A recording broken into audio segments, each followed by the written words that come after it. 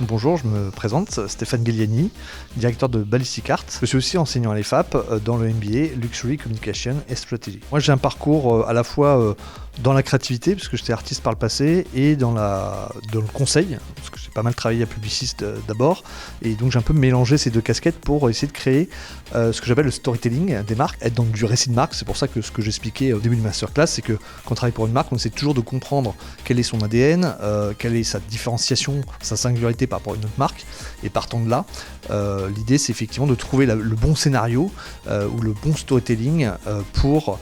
amener, que ce soit sur Second Life, les métavers ou sur d'autres sujets, le client en question face à ses concurrents. Les sujets abordés pour le masterclass,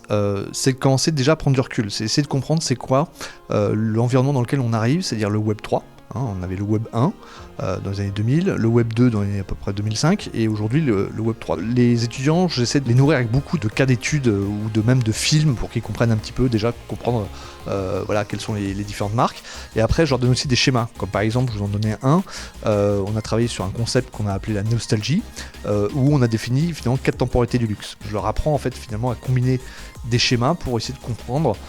puisqu'effectivement on est quand même sur des choses qui peuvent être abstraites, comme le temps, comme la rareté, des choses comme ça, et donc essayer de trouver des schémas pour qu'ils